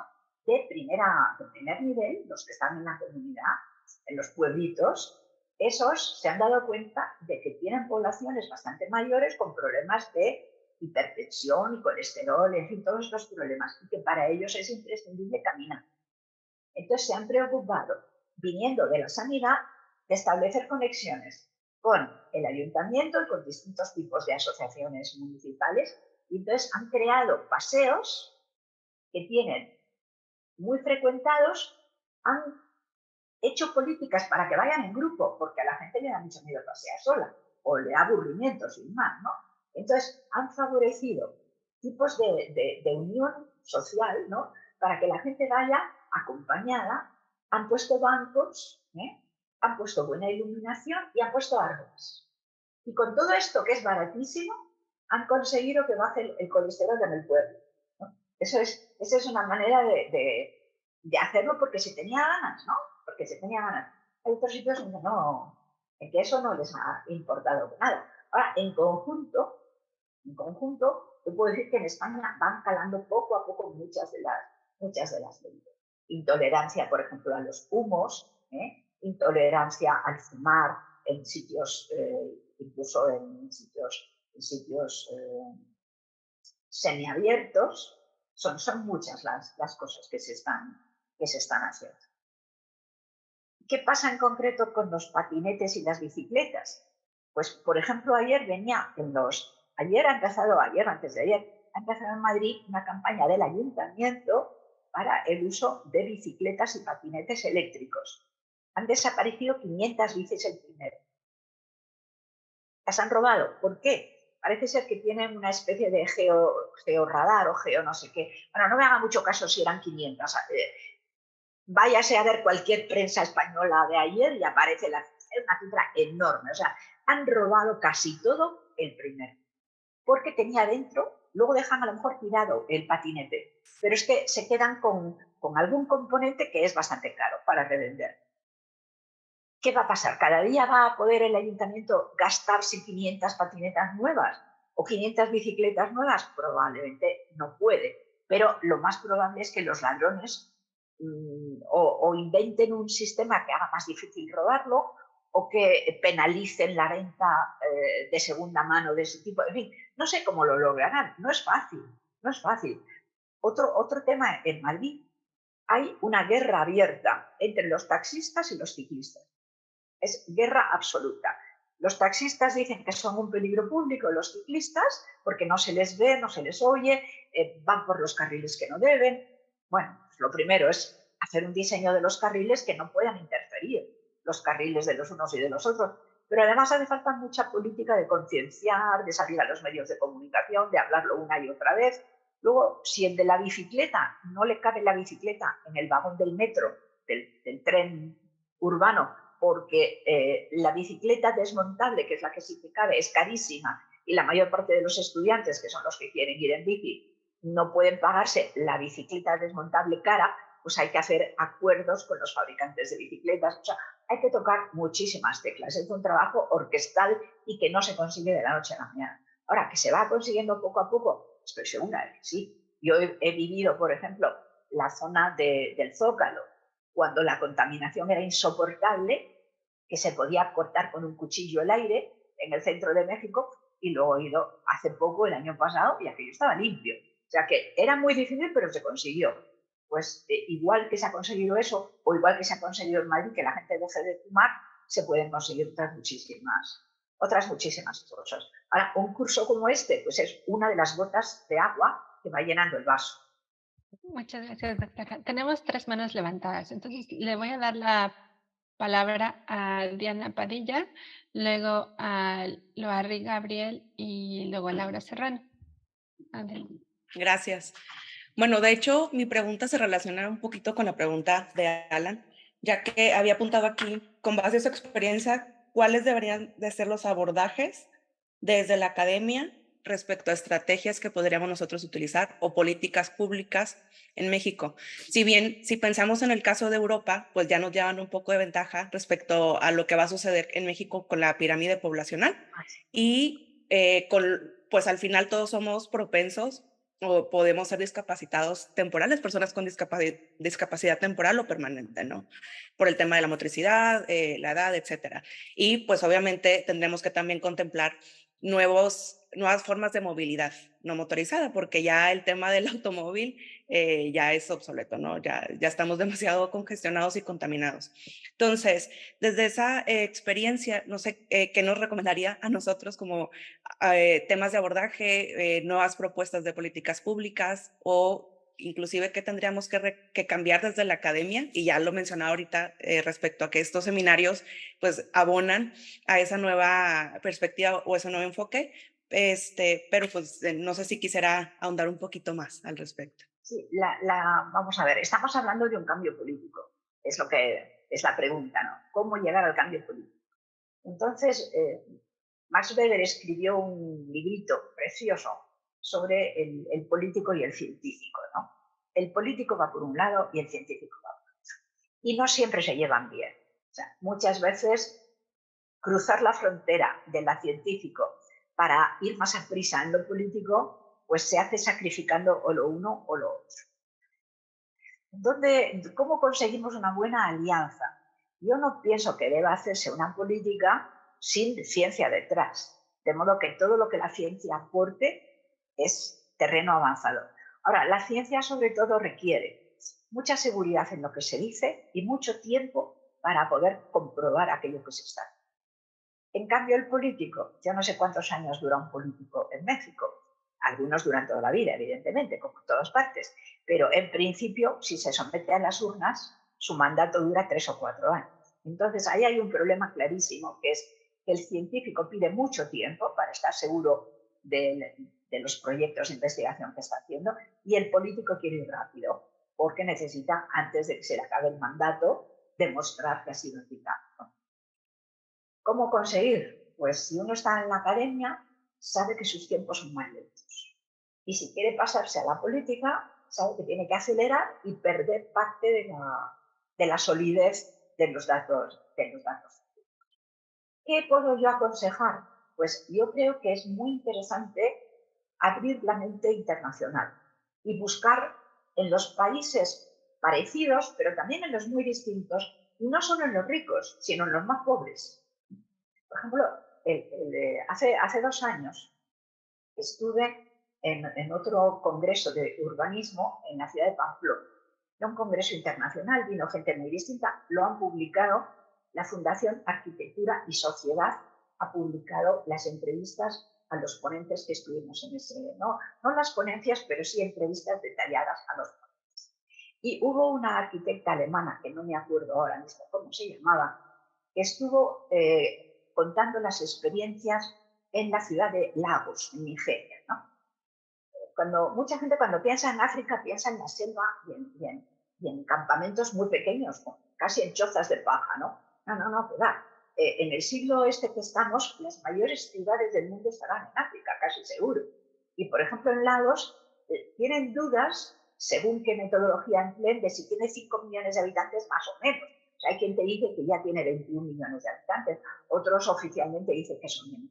Bueno, pues están inventando, que es como la vida, como hay que vivir, inventa soluciones. Y algunas de las soluciones que inventan, por ejemplo, ya estuvo contando resulta que tiene una zona de desembocadura de un río donde no se puede construir, pero han hecho una construcción sobre pilotes. Y entonces es una especie de palacitos donde hay millones de personas en un solo barrio y que crecen de la noche a la mañana sin permisos, sin escrituras de propiedad, sin arquitectos, sin nada, pero viven y resuelven el problema de la vida. Entonces, como por una parte tienen desalojos y por otra parte crecidas, pues necesitan que sea muy transformable todo lo que se lleva. Entonces, por ejemplo, ahora estaban trabajando en un váter que fuera desmontable y práctico, para podérselo llevar cuando les echan o para podérselo llevar cuando se queda aquello medio destruido porque el agua sube de nivel. De modo que no solamente hay que mirar a los países europeos o los países que tengan más renta, sino que hay que pensar mucho en las soluciones que aparecen en los países con menos renta y con más urgencia, sobre todo porque tienen una población que crece muy rápidamente y tienen muchísimas necesidades habitacionales. Y tienen energía, tienen creatividad, encuentran soluciones. Ahora, viendo ya más lo concreto, si yo estuviera en la academia y estuviera en México, creo que tendría sobre todo dos alternativas. O me voy a algo muy concreto o me voy a algo muy general.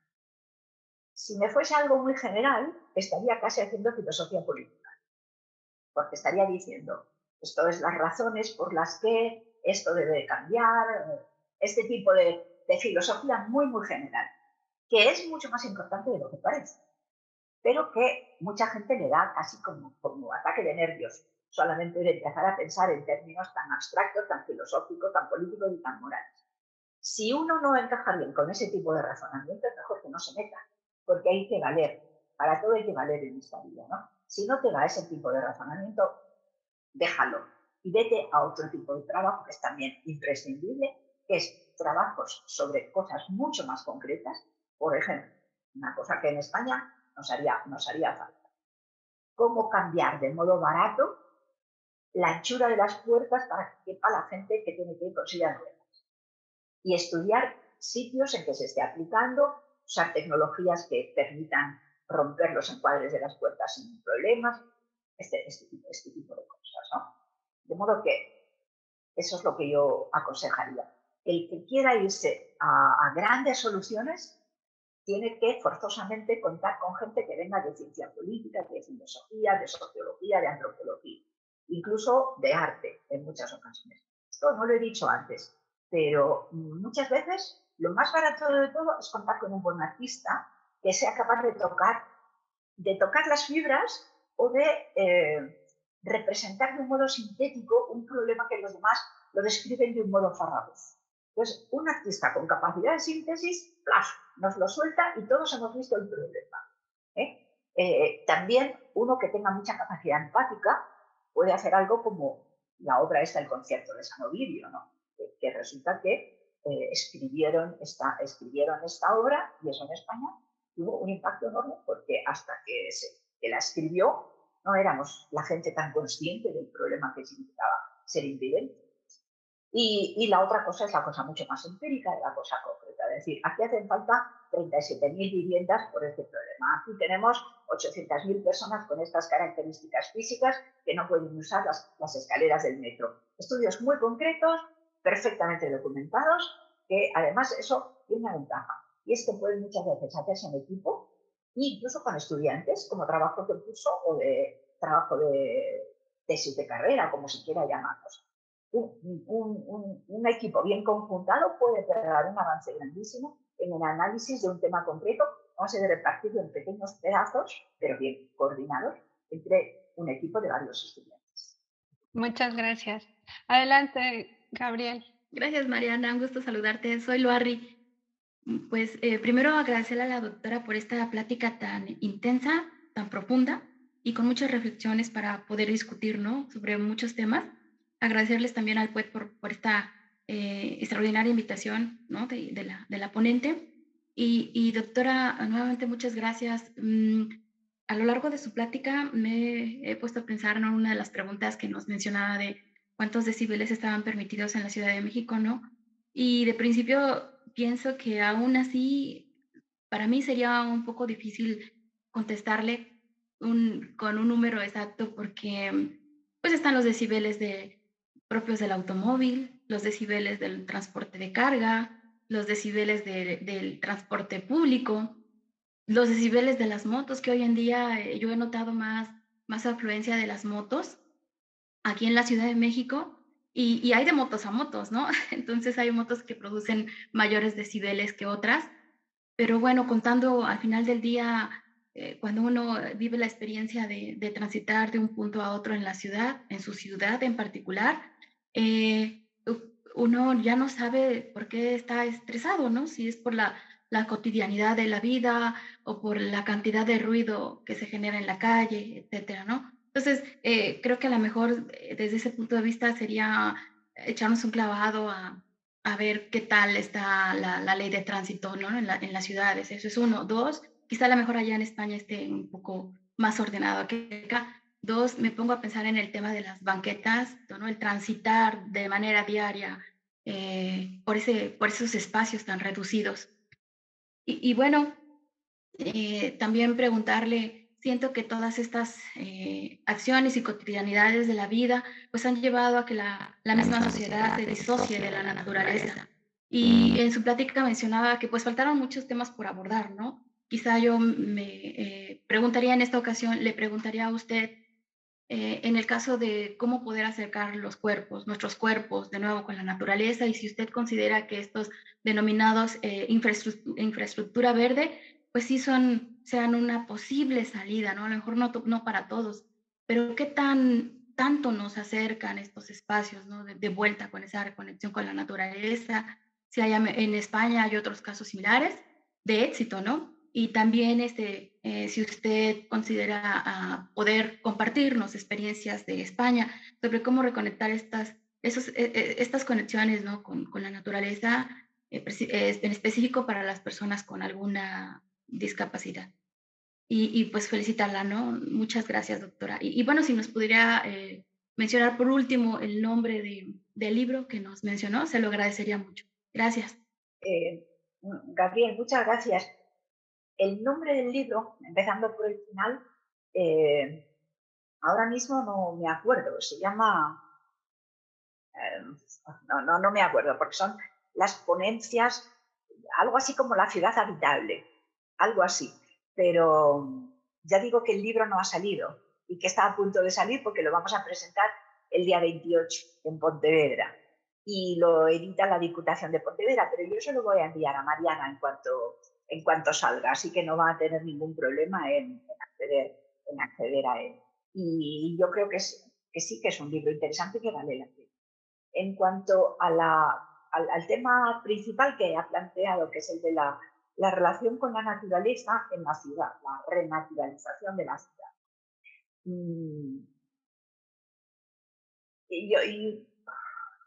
No lo sé, no lo sé hasta qué punto se puede contrarrestar una tendencia que es tan fuerte a la urbanización de la naturaleza en lugar de a la naturalización de lo urbano, ¿no? Pero no hay duda, o sea, son dos tendencias que yo creo que tienen un efecto así como de diapasón, ¿no? Que cuando se llega a un punto excesivo empieza la tendencia en el sentido contrario.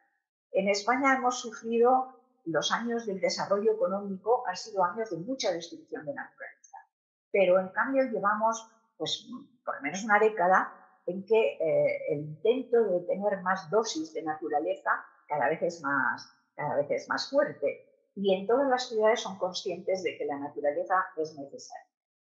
En realidad, en España, lo que hemos hecho ha sido dejar casi todo el territorio medio vacío.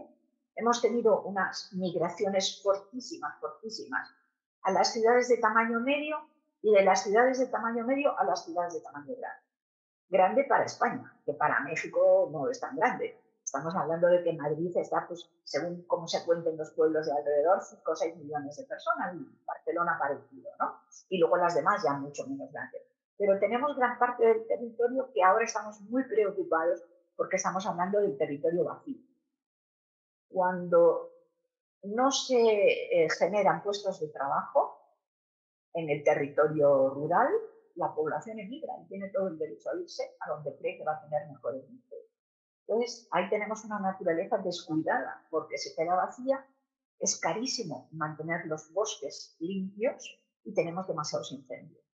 O es caro mantener los ríos limpios, todo es muy caro de mantenerlo.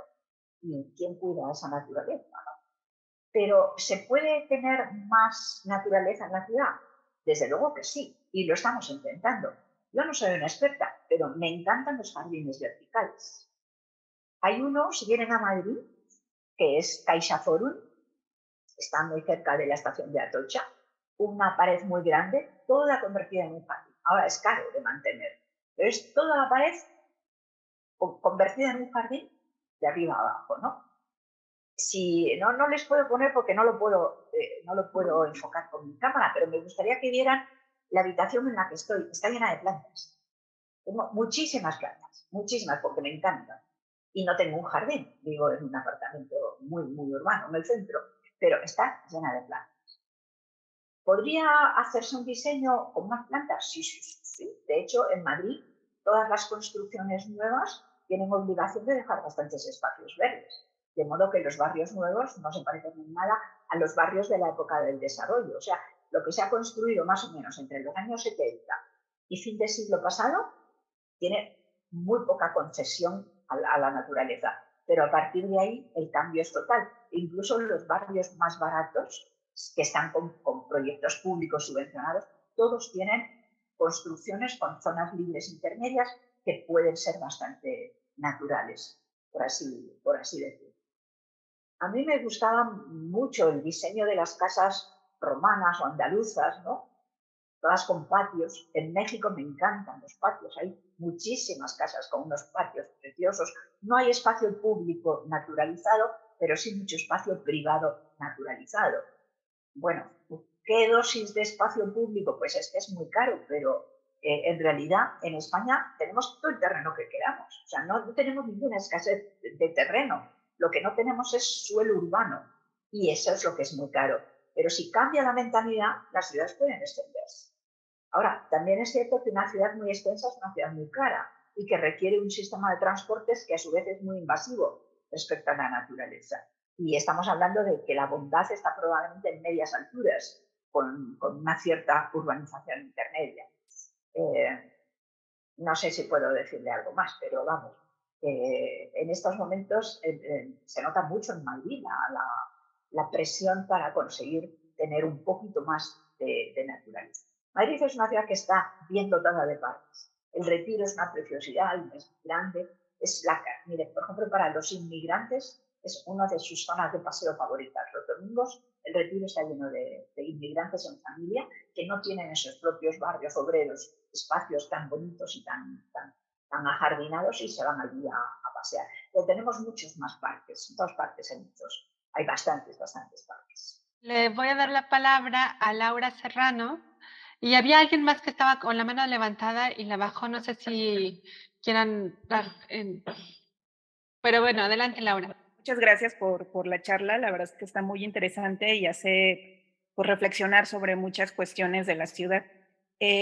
Yo, bueno, soy antropóloga y he estado interesada en esta relación pues de las personas, específicamente jóvenes y niñas y niños con la ciudad, ¿no? Y cómo se construye una experiencia urbana que constituye también una parte importante de las subjetividades a partir del lugar que se habita, ¿no? Del espacio que ocupamos en nuestras ciudades, ¿no? No solo en la ciudad en general, sino nuestras colonias y barrios, ¿no?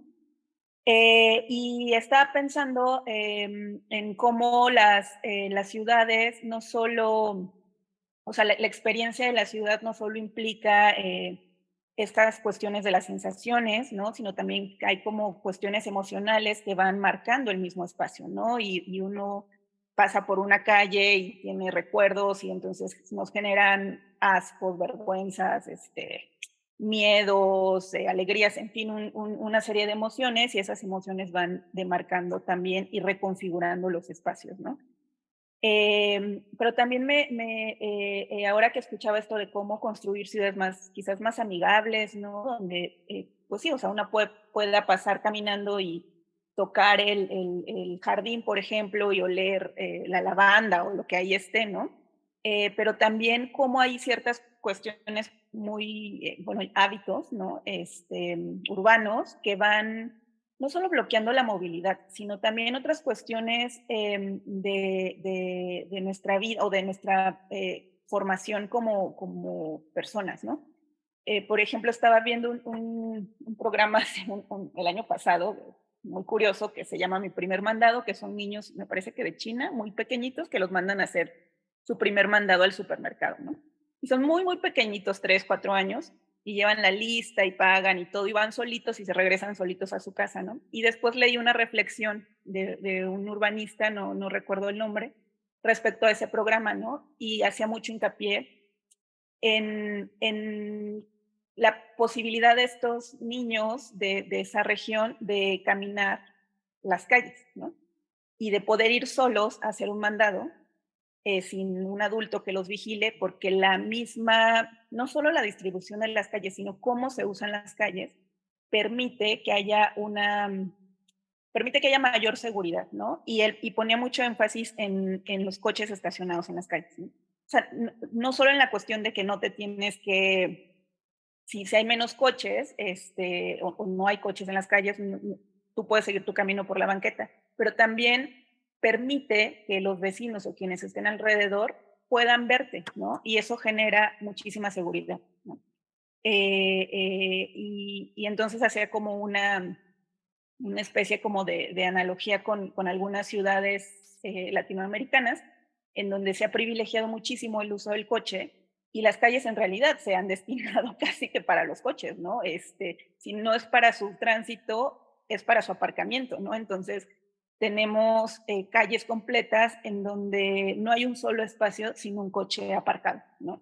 Y eso implica que la visibilidad de quienes caminamos, de las personas viandantes o peatones, se pierde, ¿no? Y cualquier cosa que nos suceda, desde un asalto o simplemente el tropezar y caernos, pasa desapercibido, ¿no? Y si requerimos algún tipo de ayuda, no se nos proporcione o al menos no en lo inmediato, ¿no? Y eso también como el análisis que daba ahí y yo luego me ponía a reflexionar a partir de esto en cómo se van también fracturando muchos de los vínculos sociales, ¿no? El ya no ver al otro, andar en la calle, el no hacerte cargo tampoco en colectivo, ¿no? De las personas y en este caso de las infancias y de las niñeces, ¿no? Y cada vez vemos, no sé cómo sean en Madrid, pero en la Ciudad de México, yo ahora estoy haciendo un trabajo de campo en la Ciudad de Querétaro, pues cada vez hay menos niños en las calles, ¿no?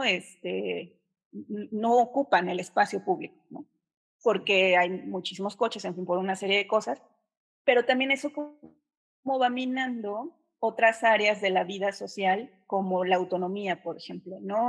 Ya no sales sola, porque ya te da miedo, si tienes que regresar de tu trabajo a cierta hora, pues va tu papá o tu pareja o quien sea por ti a la parada del camión, porque no puedes caminar esas 2 calles o 3 en soledad porque te puede pasar cualquier cosa. Si eres una niña o niño, pues ya más difícilmente vas a hacer compras a la tienda, aunque esté a la vuelta de la esquina, porque, bueno, hay una serie de situaciones que van bloqueando esas actividades y que de alguna manera tienen un impacto en esa configuración subjetiva en relación a ya no solo a la movilidad y a la experiencia urbana, sino a la autonomía, al poder tomar decisiones inmediatas, ¿no? En el espacio público y al sentir el espacio público como propio, ¿no? Y ocuparlo, ¿no? Entonces, sí, bueno, mi reflexión respecto con toda esta charla tan interesante ha sido esto, ¿no? Como no solo es una cuestión de movilidad y pensar en ciudades que cuidan, va más allá sí, de esta cuestión de la traza urbana o de la configuración urbanística de los espacios, ¿no? Sino también cómo nos permite no solo mayor movilidad o mayor acceso, mejor acceso de acuerdo también a nuestras capacidades o discapacidades, sino también cómo nos permite el desenvolvimiento de otras áreas, ¿no? Más personales, ¿no? Y más sociales también, ¿no? Como esto de de la autonomía o del ocupar, ¿no? Y apropiarnos pues de nuestra calle afuera de nuestra casa, ¿no? O sea, pues Sí, eso, muchas gracias. me ha hecho gracia las últimas palabras con que ha terminado Laura, porque hace tiempo escribí un artículo que se llamaba La ciudad es mi casa. Y es esa misma idea de que la ciudad debiera ser algo para cada uno de nosotros tan acogedor y tan familiar como es nuestra propia casa. Pero es cierto que está cambiando la posibilidad de hacer propio el espacio de puertas afuera. Hay un estudio, bueno, hay un urbanista inglés, que no me acuerdo ahora cómo se llama, que ha escrito precisamente sobre la ciudad caminable y ha estudiado en Londres a qué distancia pueden ir solos los niños en Londres, ¿no? Y lo ha comparado con hace 40 años o algo así. Y hace 40 años, me parece recordar, bueno, la cifra no estoy segura de que fuera esta, pero me parece que decía que hace 40 años los niños iban solos hasta 5 kilómetros de su vivienda y que ahora nada más van a 300 metros. Puede que estas cifras no sean exactamente estas, pero da igual, la idea está clara, ¿no? Los niños ahora, porque sucede todo lo que ha dicho Laura y porque hay más miedo, no solamente porque hay más vehículos, sino porque somos sociedades mucho más individualistas, tenemos más miedo al otro, hay menos presión y vigilancia de la comunidad porque no nos hacemos cargo de lo que le suceda al desconocido si es fuera de nuestra casa, si es en la calle. Entonces hay un nivel de no utilización o casi de obligatoriedad de no utilización. Si es para las mujeres, más todavía, efectivamente. Y no solo es que es la autonomía para sentirse libre, sino para acceder a algo tan elemental como un trabajo que nos permita el mantenimiento económico. Muchas mujeres no pueden acceder a un empleo precisamente porque la calle que les separa del empleo es demasiado insegura y no vale la pena correr tanto riesgo, ¿no? O no pueden tener a alguien, como decía antes, que vaya a esperarle a la llegada de la camioneta porque no puede recorrer las 3 calles que tiene que recorrer solas. Tienes que contar con que otra persona te acompañe, necesitas el tiempo de la persona, en definitiva un día puede ser, pero no todos los días. De modo que eso es un tema real. Y luego lo que nadie ha dicho hasta ahora, que tratándose de una antropóloga, pues también es un tema interesante, es las diferencias de etnia y de raza, de etnia y de clase social en el uso del espacio.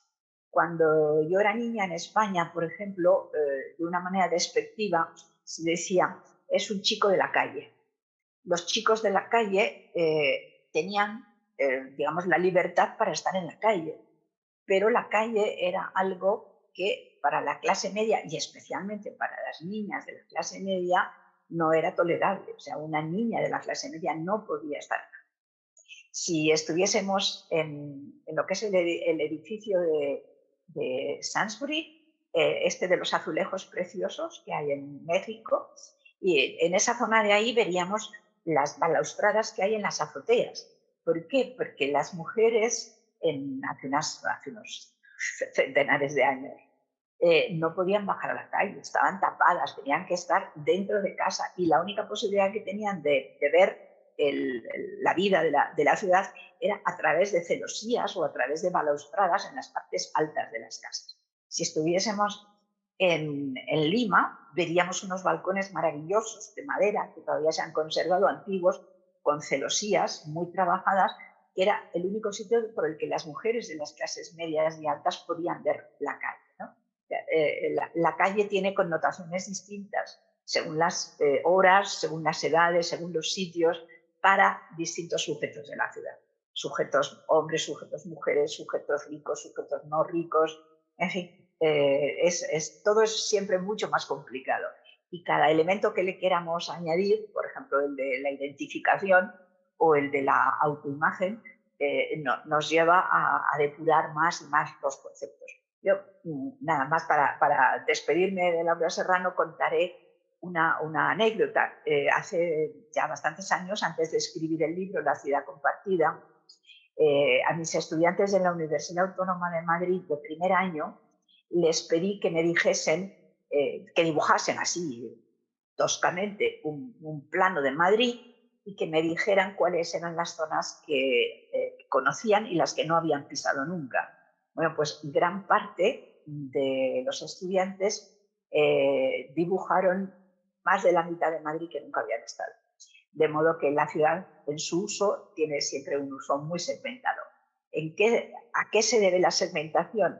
Pues básicamente a clase social, porque estamos hablando de ciudades que están segmentadas por clase el territorio. Pero bueno, esa es únicamente una de las segmentaciones. Luego se superpone con otras segmentaciones y el uso, evidentemente, el uso y el tiempo, que son los horarios, vuelve a tener una distribución bastante diferente según género y según, en algunos casos, ideología. Muchas gracias, muy interesante el aporte. Muchísimas gracias. Doctora, no sé si quiere cerrar usted con algún último comentario, reflexión o invitación a que para impulsar el trabajo de las personas que estamos aquí. Sí, yo claro que les invito a que como son académicos o por lo menos están en el entorno de las universidades, yo les invito a que hagan mucha investigación y que sean muy creativos y que no le tengan miedo a ensayar técnicas nuevas, y sobre todo que hagan, por así decirlo, trabajo de campo, ¿no? Que se vayan a conocer.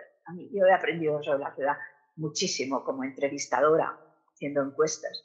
Y recuerdo, por ejemplo, una encuesta que diseñé sobre desigualdad social y salud, en la que los barrios en los que se concentraba más la desigualdad eran también los barrios en que había peor salud.